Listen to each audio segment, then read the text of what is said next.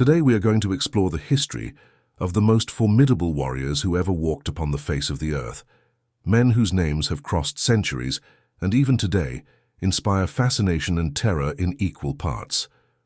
Before continuing with the video, remember to subscribe to the channel for more documentary narratives like this one. There is something disturbing in the way certain names cross time. They are not just words, they are evocations. It is enough to pronounce them for images to arise in the mind. Battlefields covered in bodies, armies on the march, the cold glint of blades under the sun. Throughout the millennia, different civilizations produced their own elite warriors, men trained from childhood for combat, molded by systems as rigorous as they were cruel. Some dominated by brute force, others by implacable discipline.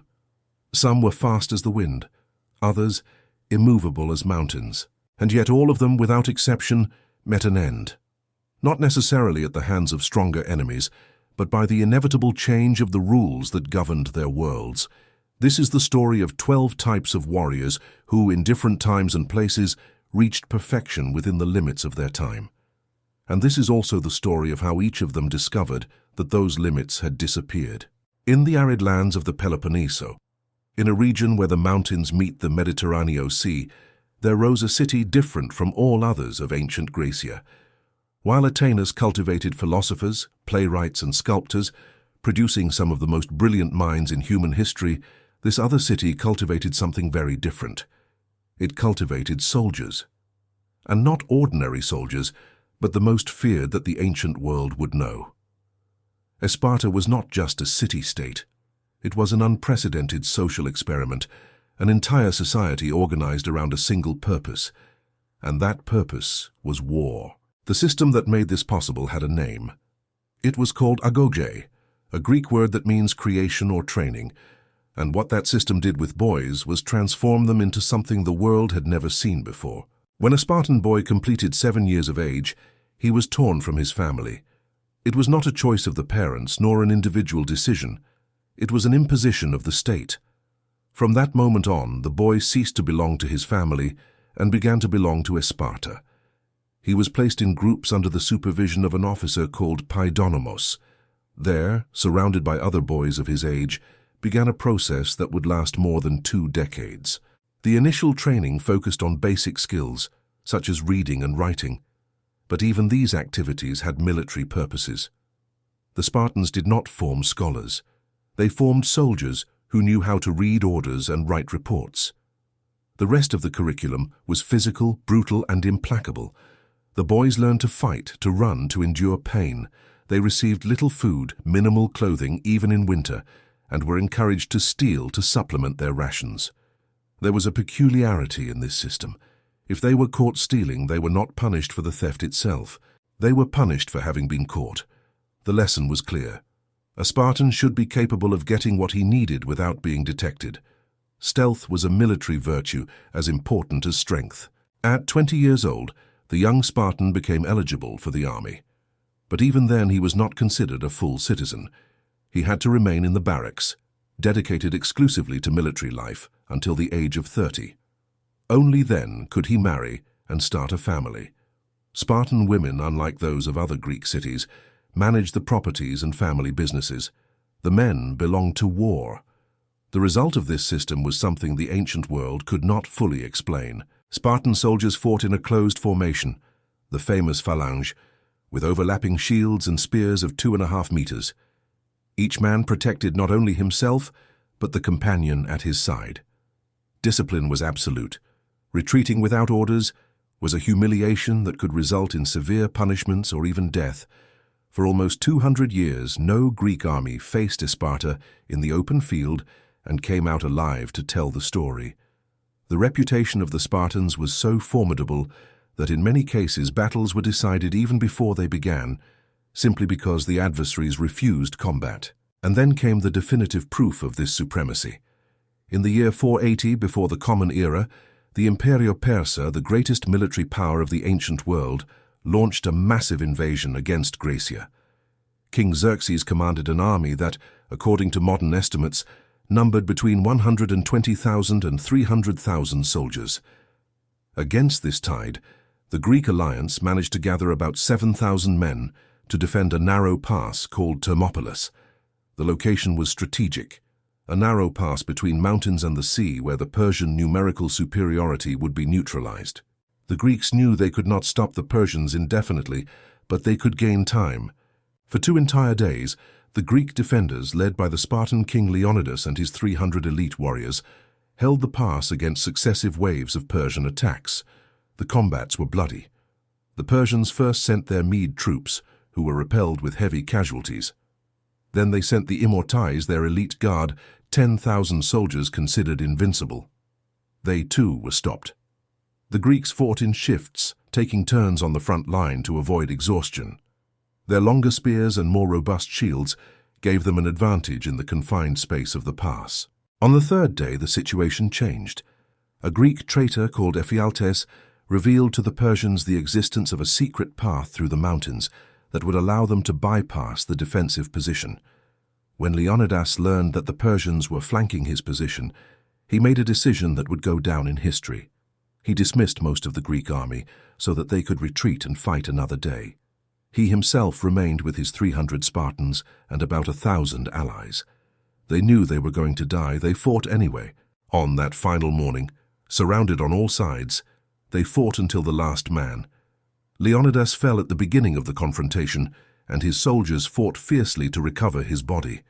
They all died, but not before inflicting devastating losses on the Persians, estimated at approximately 20,000 men.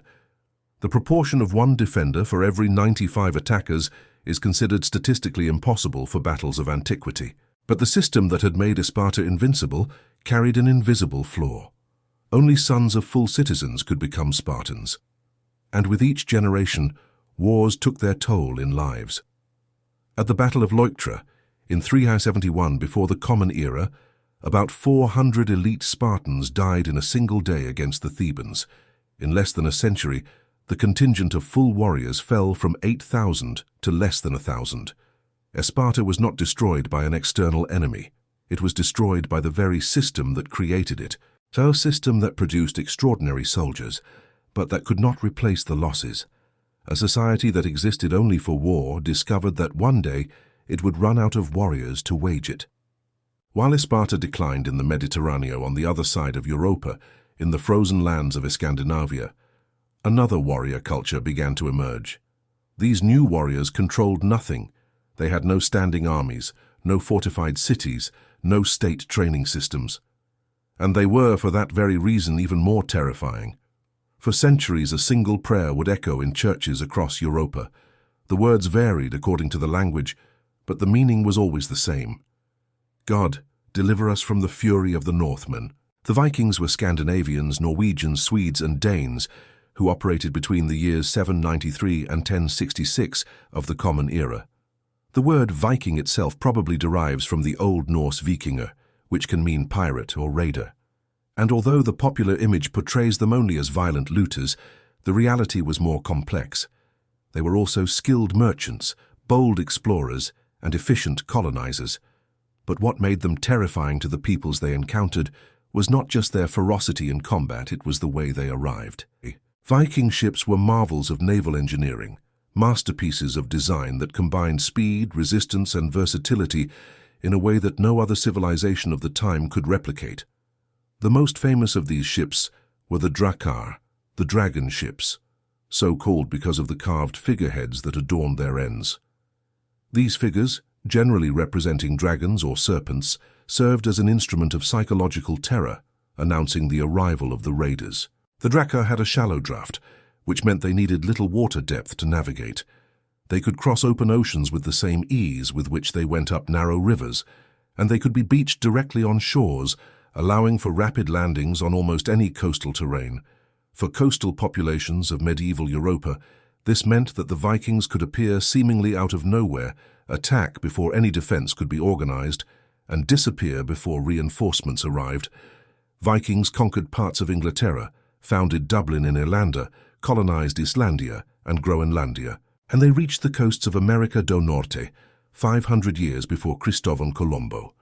In Russia, Swedish merchants and warriors known as vareges descended the great rivers, establishing trading posts that eventually would become important cities like Kiev and Novgorod. But the Viking era did not last forever. The same mobility that gave them advantages in attack became a weakness when they tried to maintain conquered territories. Vikings were brilliant raiders and disastrous administrators. They did not have the bureaucratic infrastructure necessary to rule sedentary populations. When King Alfredo o Grande built a network of defensive fortresses across Inglaterra, the Viking advantage disappeared. The Vikings who settled in Normandia quickly assimilated the Frankish culture. Within 2 generations, they already considered themselves French and not Scandinavians. The gradual Christianization of Scandinavia profoundly transformed the pagan warrior culture. The Viking era did not end in military defeat. It ended in transformation. Speed can be the most efficient weapon in the world, but speed without roots does not build empires. It creates only memories. While Vikings dominated by chaos and Sparta by absolute rigidity, a third civilization observed both models and chose a different path. A civilization that had neither the Spartan fervor nor the Viking mobility. It had something more difficult to replicate. It had system. Roma developed an approach to war that no other ancient culture equaled. The Romans were not necessarily the fiercest warriors. They were not the fastest. They were not the most numerous. But they were the most organized. And this organization took them further than any of their rivals. The Roman legionary was a professional soldier who served for 25 years. During this period, he was not just a combatant. He was also an engineer, a builder, a skilled laborer. He marched 30 kilometers a day, carrying 40 kilograms of equipment. He trained hand-to-hand combat daily, and when he camped for the night, he built complete fortifications. Every night of campaign meant erecting a camp with walls, towers, ditches, and gates. It did not matter if the army would stay in that location for one night or for a year. The defenses were built. Roma did not just conquer territory. It transformed it. Paved roads connected the provinces to the center of the empire. Aqueducts provided potable water to newly founded cities. Bridges crossed rivers. Roma did not just conquer the world. It rebuilt it in its own image.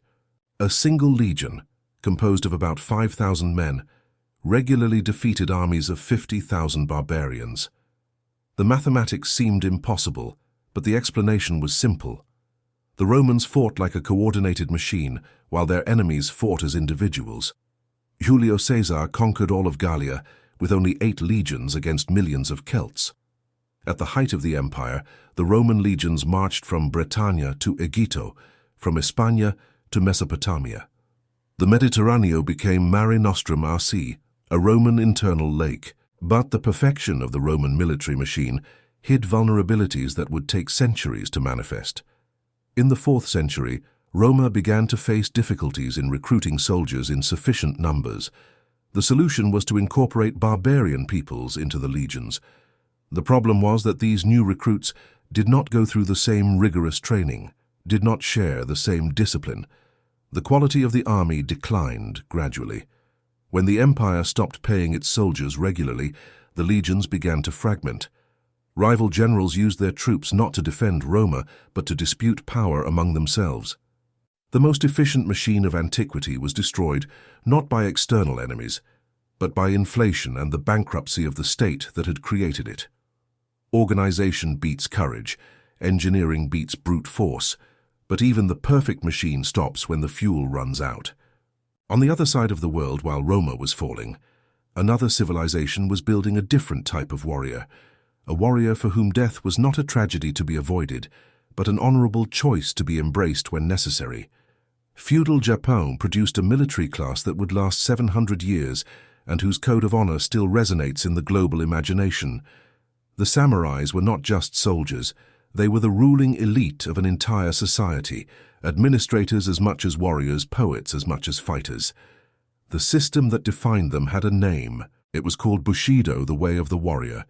And this way placed loyalty, discipline, and honorable death above any consideration of personal survival.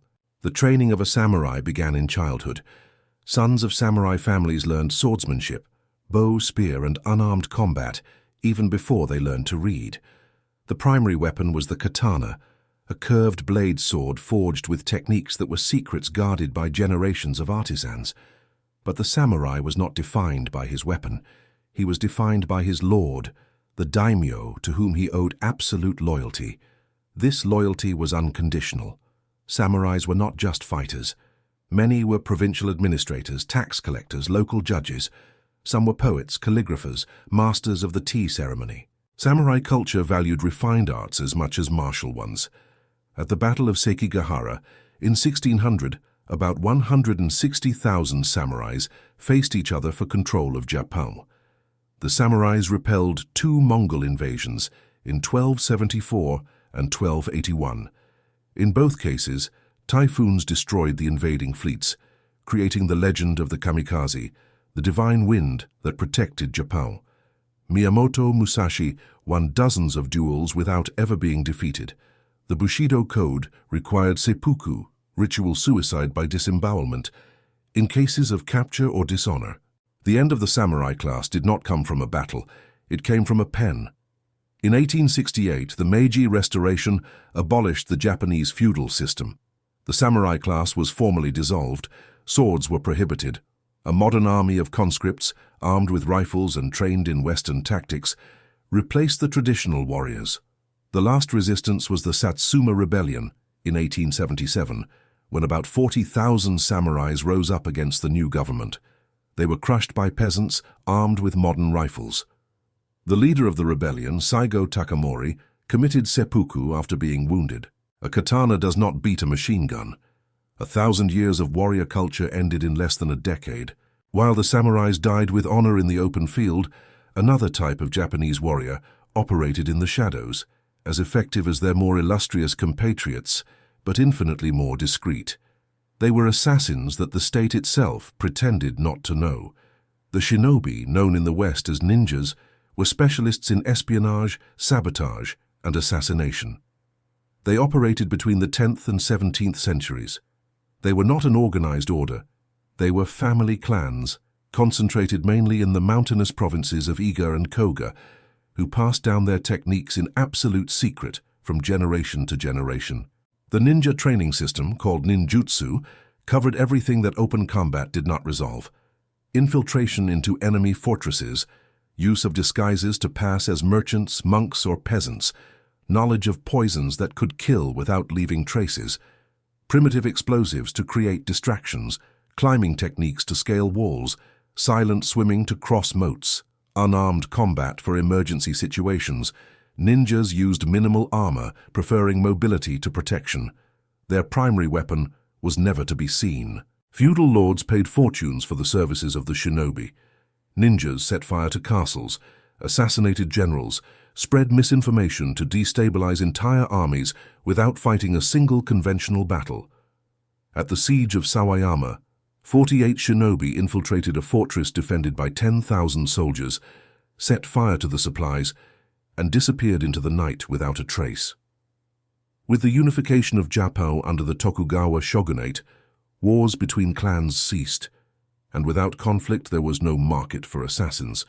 The ninjas were not defeated in battle, they became simply unnecessary. The most silent end possible for the most silent warriors in history. If the samurais had a code and the ninjas had invisibility, the next warriors had neither, and they terrified even their own battle companions. They bit shields, fought naked even in the harshest winter, felt no pain, did not distinguish ally from enemy.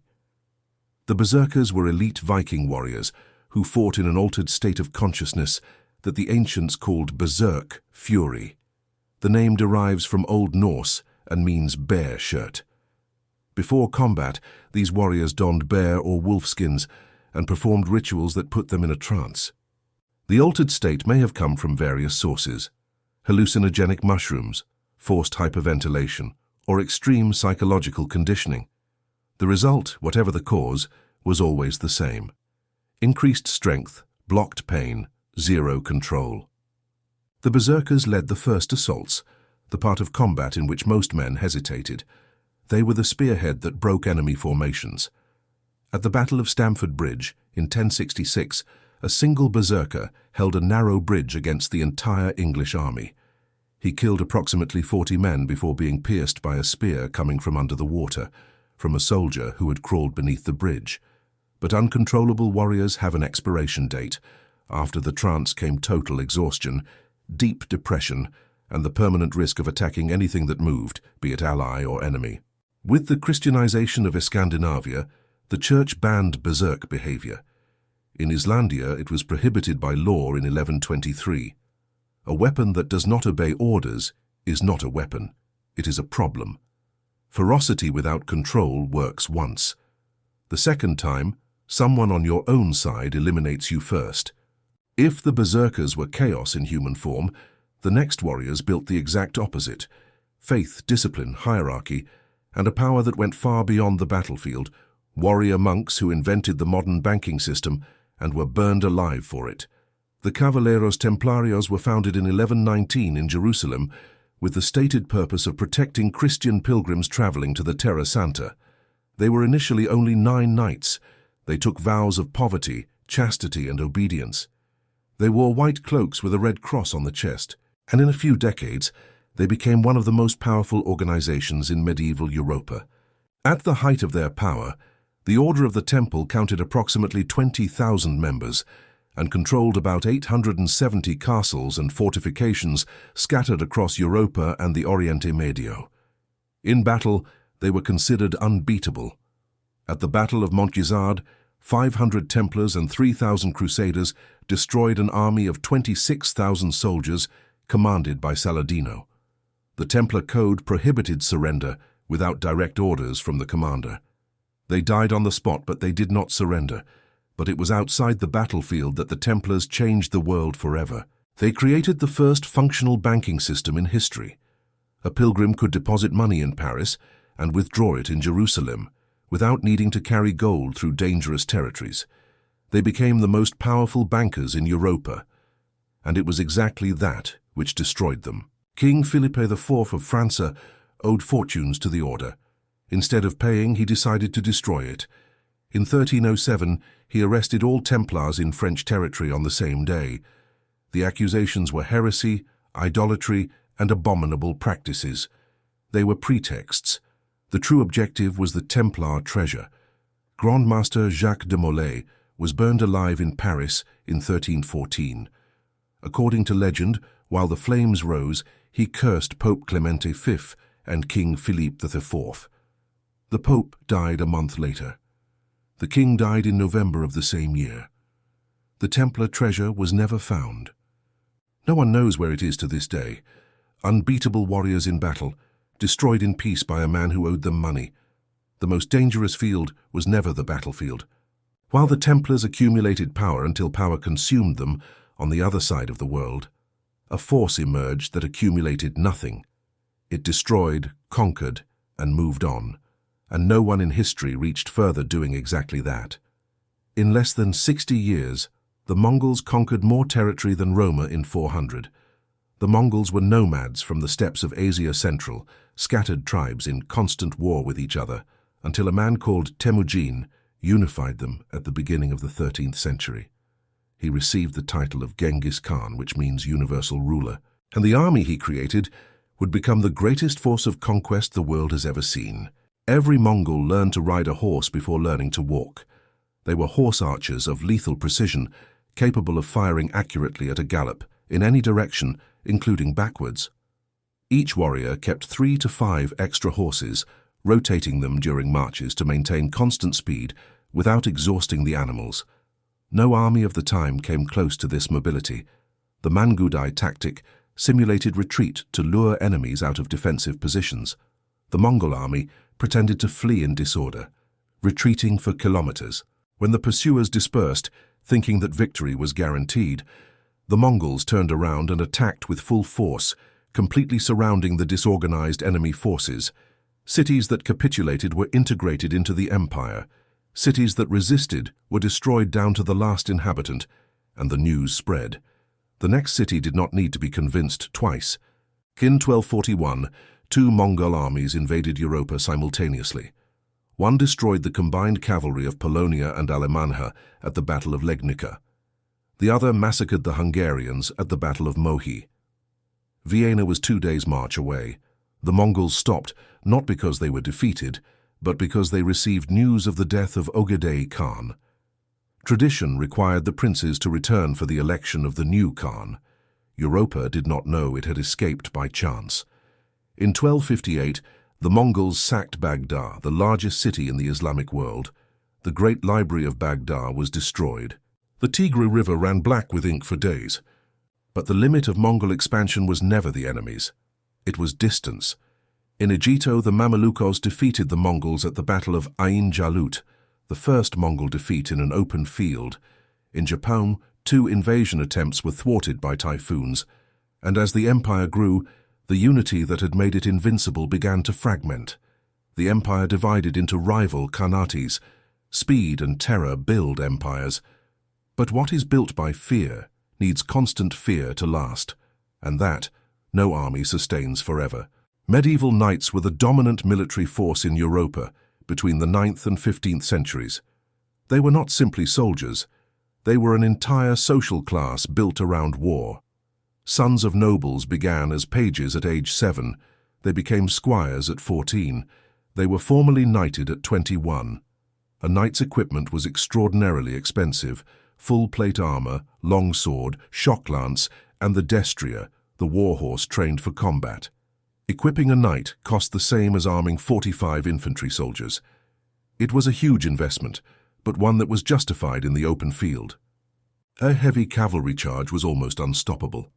At the Battle of Hastings in 1066, Norman cavalry decided the fate of Inglaterra in a single day.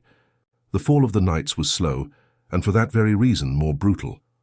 At the Battle of Crécy in 1346, English archers armed with longbows killed thousands of French knights from a distance before they could get close enough to fight. At the Battle of Azincourt in 1415, deep mud and archers destroyed the French cavalry again. Gunpowder ended the debate definitively. Muskets and cannons made armor useless. A knight who cost a fortune to equip and years to train could be brought down by a peasant with a week of instruction and a firearm. 600 years of absolute dominance. It ended when someone invented a weapon that did not need to get close. The Persian immortais were the elite guard of the empire. 10,000 soldiers, always 10,000. Each casualty was replaced immediately. The number never changed. For those who faced them, it seemed impossible to diminish that army. They used scale armor, reinforced wicker shields, short spears, and composite bows. They were the vanguard of every Persian army and the last line of defense for the King of Kings. They conquered from India to Egito. At Thermopylae, it was they who finally flanked the Spartans on the 3rd day. The maneuver that the entire world remembered. But the problem with the immortais was not in the number, it was in what they carried. Wicker shields did not stop Greek spears efficiently. Scale armor was inferior to the solid bronze of the hoplites. At the Battle of Plataea, they were destroyed in hand-to-hand combat. The most intimidating name in the ancient world hid the simplest weakness possible. The equipment was not good enough. The Jomsvikings were a brotherhood of Viking warriors based in a legendary fortress called Jomsborg. Location unknown, never found. Founded in the 10th century, only warriors between 18 and 50 years old approved in a combat test could enter. No families, no women, absolute code. Forbidden to speak of fear, forbidden to retreat, forbidden to show wounds. Revenge for brothers was mandatory. Loot divided into equal parts, no exceptions. Kings paid gold for their services. At the Battle of Hjörungavágr, 60 ships faced 180 Norwegians. They lost, but fought to the last without surrendering. When captured, they demanded immediate execution facing the executioners. Sagas describe Vikings laughing while being decapitated. In the 11th century, they disappeared. Jomsborg was never found.